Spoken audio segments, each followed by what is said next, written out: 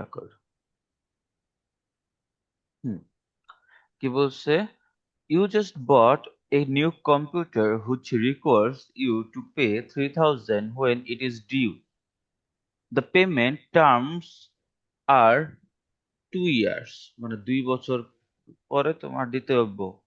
আচ্ছা দিলাম। If you can earn 8% on your money, how much money should you set aside today in order to make payments when due in 2 years? সোজা তো এটা।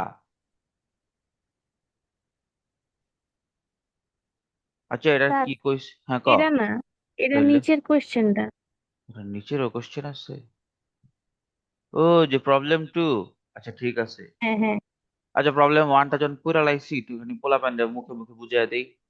তাহলে এটা কি কইছে? তুমি 2 বছর পরে একটা কম্পিউটার কিনবা, কম্পিউটারের দাম হচ্ছে 3,000 টাকা, এন্ড এই 3,000 টাকা 8% সুদ, ঠিক আছে? আর 2 বছর, এই 3,000 টাকা তোমার দিতে হইব 2 বছর পরে। 2 বছর পরে, তার মানে এটা ফিউচার ভ্যালু। হানা তোমারে কইছে বর্তমানে তোমার কত টাকা রাখা লাগবে, ঠিক আছে? মানে কত টাকা জমাইতে লাগবে যাতে তুমি 2 বছর পরে 8% সুদে 3,000 টাকা মানুষরে দিতে পারো। বোঝা গেছে? এই যে এটা। তারপর কি, ইন অর্ডার টু, বি নাম্বারটা পড়তেছি, in order to create an endowment which page এত পার ইয়ার।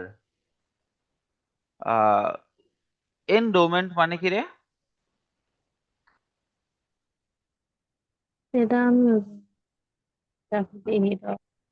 তো না জানলে গুগল মামা আছে কি করতে। ইংলিশ টু বাংলা লাগাও, ইংলিশ টু বাংলা। বৃত্তি দেন। আচ্ছা অ্যানুইটি, বুঝতে পারছি। এন্ডোমেন্ট,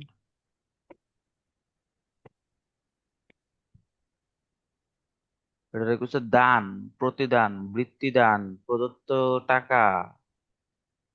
আচ্ছা, তার মানে হচ্ছে বৃত্তি দেওয়া বা সামথিং টাকা দেওয়া। আচ্ছা, তো কি কইছে? In order to create endowment, তোমার একটা বৃত্তি তৈরি করতে। বৃত্তি মানে এনে কিস্তি বুঝাইছে, ঠিক আছে? হুইচ পেজ কত, 1 lakh per year, how for ever.